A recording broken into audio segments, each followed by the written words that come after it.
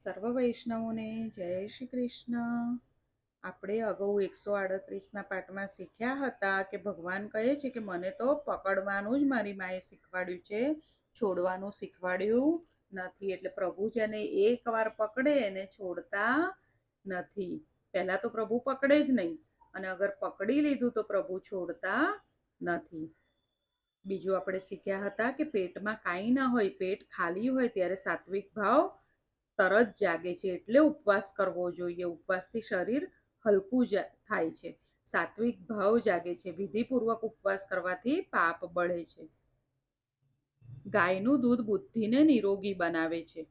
ગાયનું છાણ ત્વચાની ખોટી ગરમી ખેંચી લે છે અને ચામડીને મુલાયમ બનાવે છે. ભગવાનના 6 ગુણો કયા છે? ઐશ્વર્ય, વીર્ય, યશ, શ્રી, જ્ઞાન અને વૈરાગ્ય. જીવ જ્યારે ઈશ્વરથી દૂર થાય ત્યારે દુઃખી થાય છે. શ્રી કૃષ્ણ લીલા એ નિરોધ લીલા છે.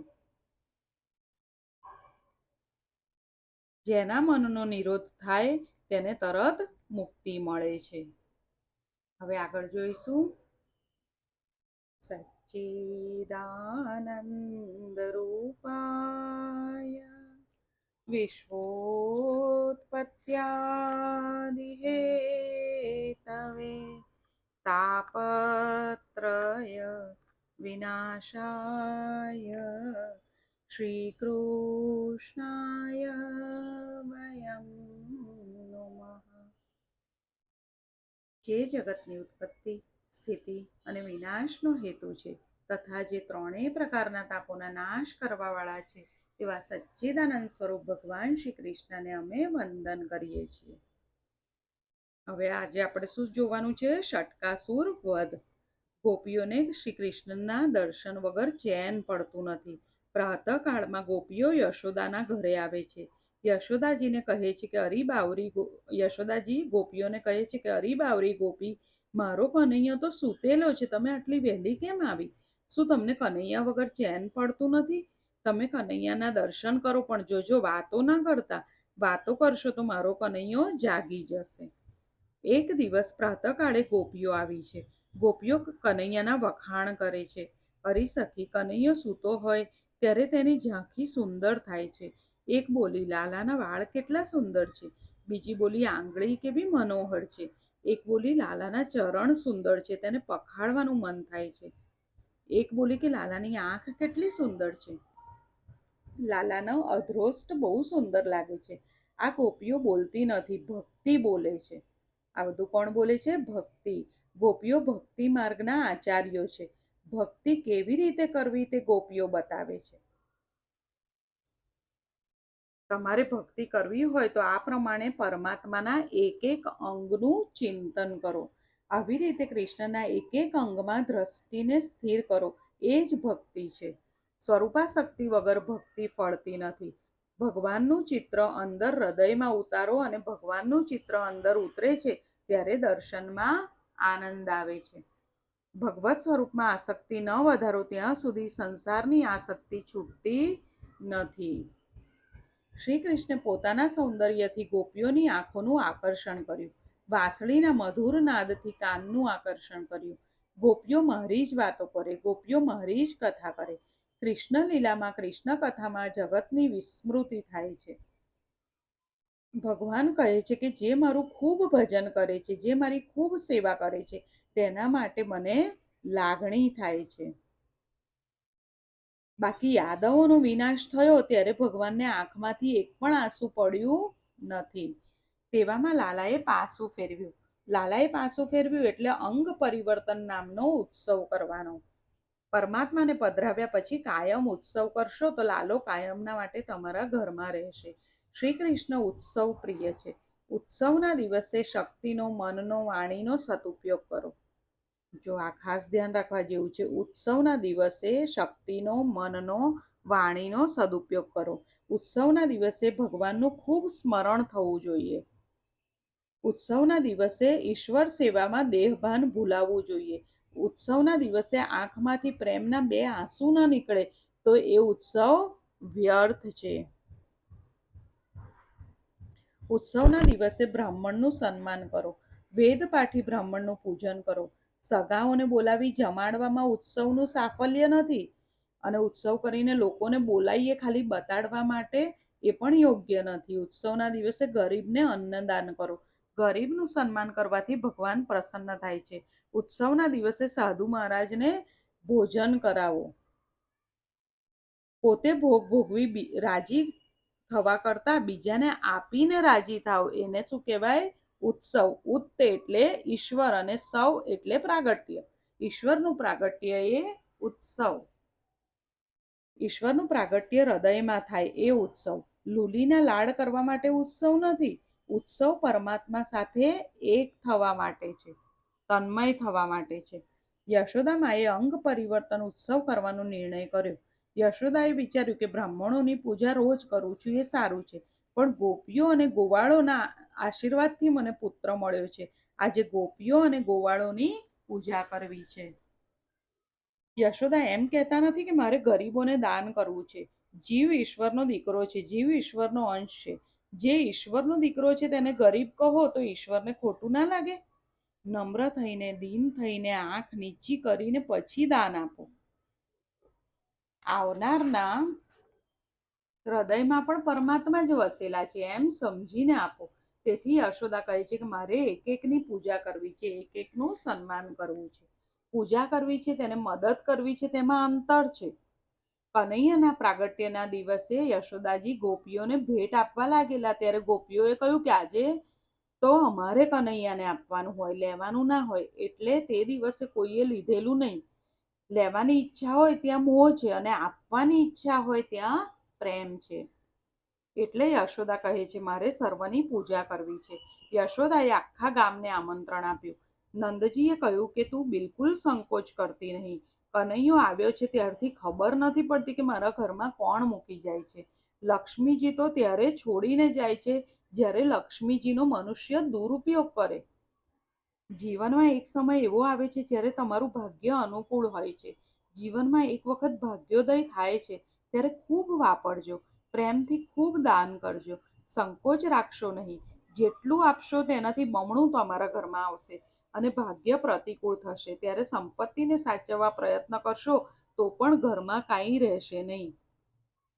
શું કીધું? ખ્યાલ આવ્યો? કે જ્યારે ભાગ્ય અનુકૂળ હોય ત્યારે ખૂબ વાપરવું, ખૂબ દાન કરવું. જ્યારે ભાગ્ય પ્રતિકૂળ હોય ત્યારે તો ઘરમાં કંઈ રહેશે નહીં. ભાગ્ય પ્રતિકૂળ થતા ધર્મરાજા યુધિષ્ઠિર પણ દરિદ્ર થયા હતા. દરિદ્ર થઈ વનમાં ફરતા હતા. તો સાધારણ મનુષ્યનો તો શું પ્રશ્ન છે? નળ રાજા જેવા દરિદ્ર થાય છે. જેટલું હાથે વાપરશો તેટલું સાથે આવશે. આજે ભાગ્ય અનુકૂળ છે. યશોદાજી ખૂબ દાન કરે છે. આજે સાડીઓનો ઢગલો કર્યો છે, પીતાંબરનો ઢગલો કર્યો છે, કંઠીનો ઢગલો કર્યો છે. યશોદાએ વિચાર કર્યો કે કનૈયો સૂઈ જાય તો મારાથી બધાનું સન્માન થાય. કનૈયો જાગે તો ગોદમાં રાખીને બેસવું પડે, એટલે નોકરો સન્માન કરે. સર્વ કરતા માન દાન અતિ શ્રેષ્ઠ છે. બધા દાનમાં માન દાન અતિ શ્રેષ્ઠ છે. યશોદા માએ વિચાર કર્યો કનૈયો જાગતો રહે તો સર્વનું સન્માન હું કેવી રીતે કરું? ગરીબનું, બ્રાહ્મણનું સન્માન થાય છે ત્યારે પરમાત્માને આનંદ થાય છે.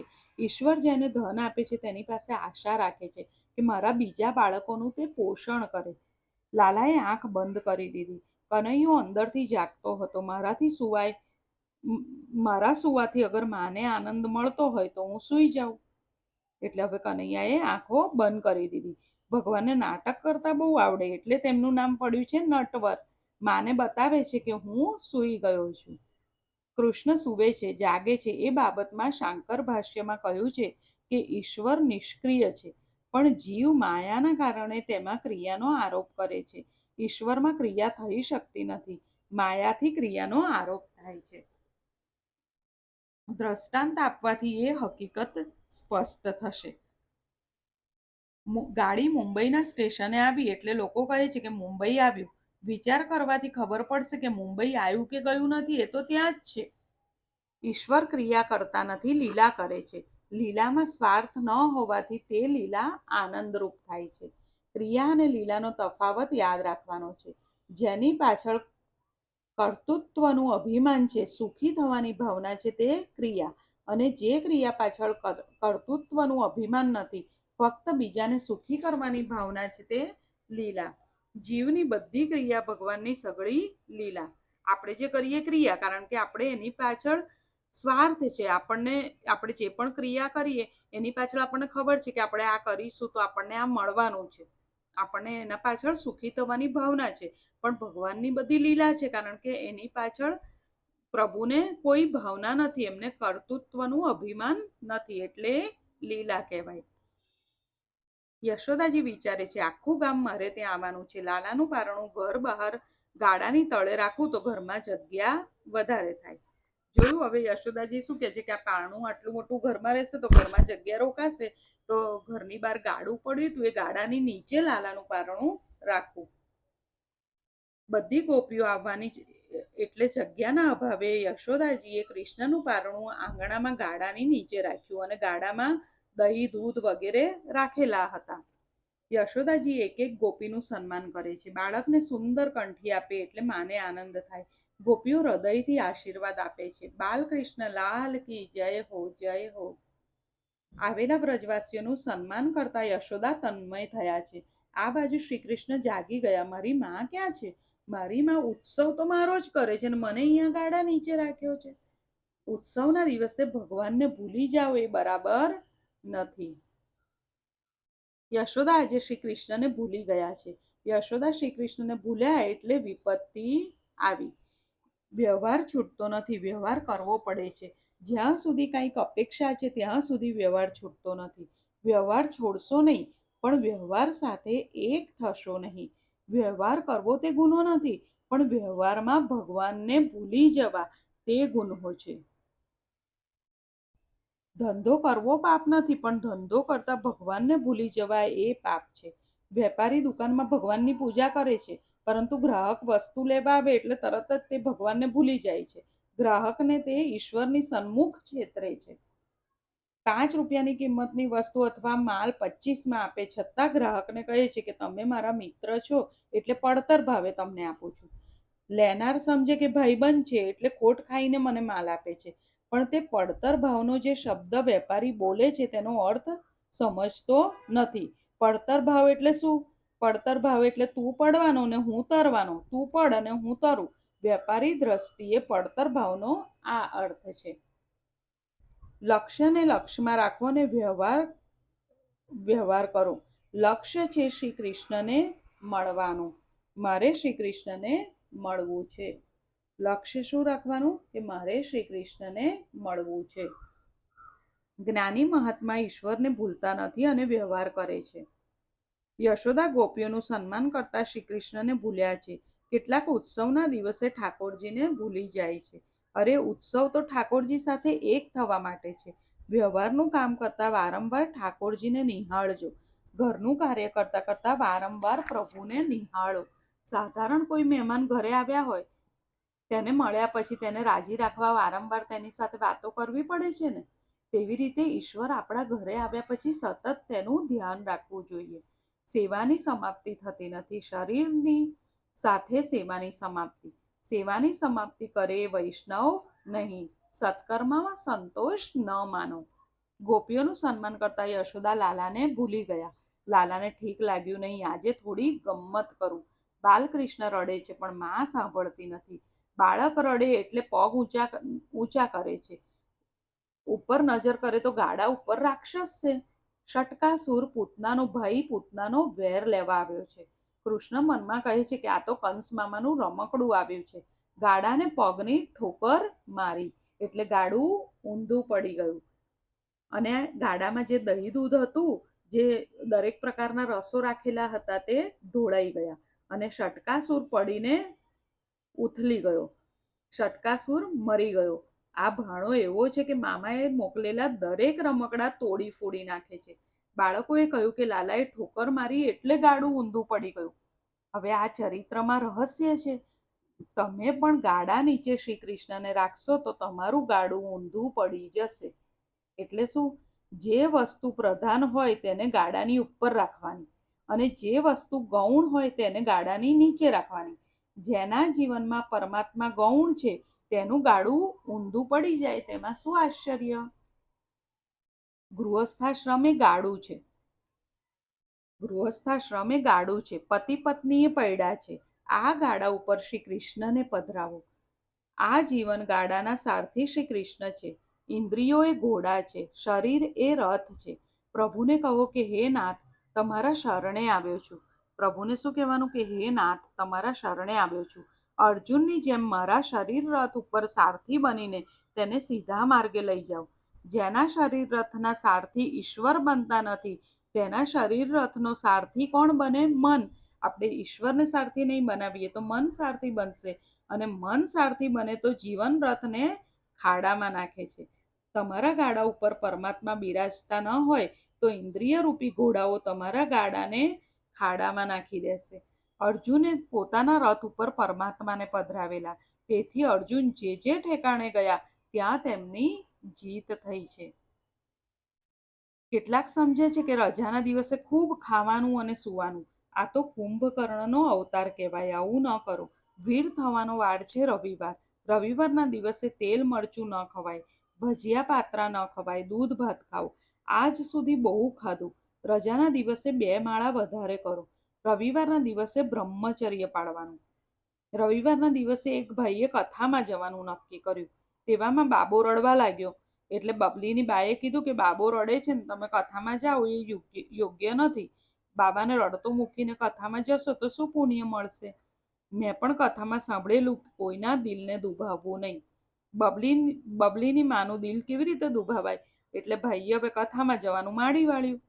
ઘરે રહીને વિષ્ણુ સહસ્ત્ર નામનો પાઠ કર્યો હોત તો ઠીક હતું, પણ યાદ આવ્યું કે છેલ્લું અઠવાડિયું છે, કથા તો કાયમ થવાની છે. એટલે ભાઈનું ગાડું કથામાં ના આવ્યું પણ ફિલ્મ જોવા ગયું અને ખાડામાં ગયું. પતિ પત્નીનો સંબંધ વિલાસ માટે નથી, પ્રભુ ભજન કરવા માટે છે. ગૃહસ્થના જીવનમાં કામ સુખ મુખ્ય નથી, ભગવત સેવા મુખ્ય છે. મનુષ્યના જીવનમાં ભોગ મુખ્ય નથી, ભગવાન મુખ્ય છે. ગાડું અવળા માર્ગે જાય એટલે ભગવાન તમારું સંસાર ગાડું ઉથલાવે છે. ગાડા ઉપર ભગવાનને પધરાવા જોઈએ અને ગાડાના નીચે ન રખાય. યશોદાજીએ અવળું કર્યું. સંસારને એટલે સંસાર એટલે માખણ, દૂધ, દહીં એ બધું ગાડામાં રાખ્યું અને ભગવાનને ગાડાની નીચે રાખ્યા. તેણે સાંસારિક કાર્યને પ્રાધાન્ય આપ્યું અને ભગવાનને ગૌણ સ્થાન આપ્યું, એટલે ગાડું ઉથલ્યું છે. તમારા જીવનમાં શ્રી કૃષ્ણ ગૌણ બને અને કામસુખ પ્રધાન બને એટલે અવળે માર્ગે તમારું ગાડું જાય એમ સમજજો. તો ભગવાન તમારા સંસાર રૂપી ગાડાને ઠોકર મારશે. ગાડા નીચે શ્રી કૃષ્ણને રાખશો તો ષટકાસુર ગાડા ઉપર ચડી બેસશે. ષટકાસુર કોણ છે? કામ છે. લોભ એ ષટકાસુર છે. દહીં, દૂધ એ વિષયોના પ્રતીક છે. જેના જીવનમાં શ્રી કૃષ્ણ ગૌણ છે તેના ગાડા ઉપર ષટકાસુર ચડી બેસે છે. એટલે કામ અને લોભ ચડી બેસે છે. દાંપત્ય જીવનમાં ધર્મ મુખ્ય છે. પત્નીને કામ પત્ની કહેતા નથી, ધર્મ પત્ની કહીએ છીએ. પૈસો અને કામસુખ પ્રથમ નથી, ધર્મ પ્રથમ છે. પૈસો જ સર્વસ્વ છે એમ સમજવા લાગ્યા ત્યારથી જીવનમાંથી શાંતિ ગઈ છે. પૈસાને મુખ્ય ગણમાંથી સદાચાર ગયો. પૈસા કરતાં વધારે સુખ સંયમ અને સદાચારથી મળે છે. પૈસા કરતાં વધારે સુખ સંયમ અને સદાચારથી મળે છે. ધનને મર્યાદા હશે તો જ એ શાંતિ આપશે. 4 પુરુષાર્થ છે: ધર્મ, અર્થ, કામ, મોક્ષ. પહેલો ધર્મ અને છેલ્લો મોક્ષ. ધર્મ અને મોક્ષની વચ્ચે અર્થ અને કામને રાખ્યા છે. એટલે કે અર્થ અને કામ ધર્મ અને મોક્ષની મર્યાદામાં રહીને મેળવવા જોઈએ, પ્રાપ્ત કરવા જોઈએ. માનવ જીવનમાં અર્થ અને કામ ગૌણ છે, પરંતુ ધર્મ અને મોક્ષ એ પ્રધાન છે.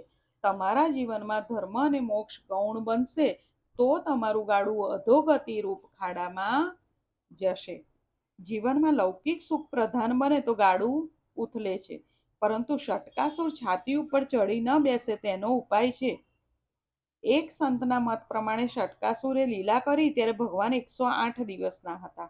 તમારી છાતી ઉપર ષટકાસુર એટલે કે કામ, ક્રોધ, લોભ ચડી બેસે ત્યારે 108 મણકાની માળા હાથમાં રાખવી અને ભગવાનના નામની માળા ફેરવવી. મનુષ્ય લૌકિક વ્યવહારને પ્રાધાન્ય આપે તો શ્રી કૃષ્ણને જીવનમાં ગૌણ બનાવે એટલે ષટકાસુર એટલે કે સંકટ આવે, કામ, ક્રોધ, લોભ વગેરે આવે. ગાડા ઉપર શ્રી કૃષ્ણને રાખો, શ્રી કૃષ્ણને જીવનમાં પ્રાધાન્ય આપો, તો ષટકાસુર કદી આવે નહીં.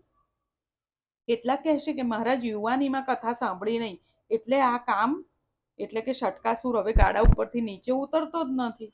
ષટકાસુરને શ્રી કૃષ્ણ મારે છે. જ્યારે કામ, ક્રોધ, લોભ રૂપી ષટકાસુર તમારા હૃદય ઉપર ચડી બેસે, ત્યારે 108 મણકાની માળા હાથમાં રાખી શ્રીમન નારાયણ કરો. માળા સાથે મૈત્રી કરો. માળા સાથે મૈત્રી કરો તો ષટકાસુર શાંત થશે. માળા સાથે મૈત્રી કરો તો ષટકાસુર માથે ચડી બેસે નહીં. કામનો વેગ, ક્રોધનો વેગ સહન કરવો હોય તો પરમાત્માનો આશ્રય કરવો પડશે. આજે અહીંયા સુધી રાખીશું. આવતા વખતે આવશે તૃણાવર્ત વધ. હવે આ એક એક વધ છે, તેમાં એક એક શીખ પણ આપણને પ્રભુએ આપી છે, તો આપણે એ શીખવાનું છે. તો એ આપણે ધ્યાનમાં રાખીશું. ફરી જલ્દી મળીએ. સર્વને જય શ્રી કૃષ્ણ.